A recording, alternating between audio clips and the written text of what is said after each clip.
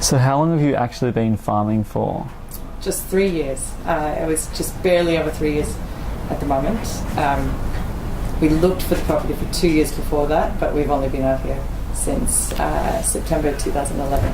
And so before that, did you just have your own veggie patch, or? Yeah, we used to joke that we had a very farm-like backyard. So we always had chickens, and we always had a veggie garden, and it was always quite a prolific garden. And our friends, would comment that it was amazing how much we could grow and feed ourselves and our community from our own backyard. And one friend actually said when we were moving up here, he said, "I think it's great that you're going to go farm, but I'm kind of bummed because I love how much you do here in the city." And so I think, we were growing a lot of things. And I would certainly recommend anyone else who's thinking of going out to be a farmer, if you're not already gardening, maybe you better get on that before you make the move. Excellent. Can you explain what polyphase farming is? Polyphase farming. So Joel Salatin of Polyphase, Food Inc.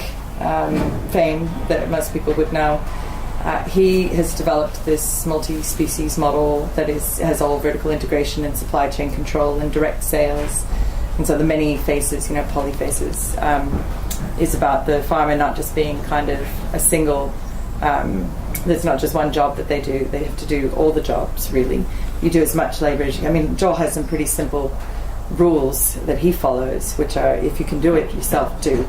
And like humans answer the phone, so everything is about direct contact and deep connection.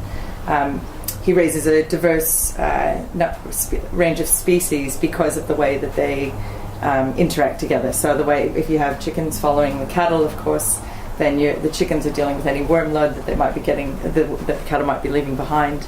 So that if you're rotating your cattle regularly and you're following them with chickens, you have no worm load. There's no need to drench your cattle. Those kinds of symbiotic relationships between the species is what his system is really heavily reliant on. We don't follow the entire. We're not the full Salatin. We've only got two species: the pigs and the cattle. And although I think we'd like to see chickens integrated into the system for eggs, it's a slow process. And I think right now the farming movement has a whole bunch of people wanting to set up the full Salatin right now. We're going to be polyphase today. It requires a lot of work and a lot of infrastructure and a lot of time to get to know how to manage a species. So I think polyphase can be your kind of end goal, but you've got to start a little bit more staged.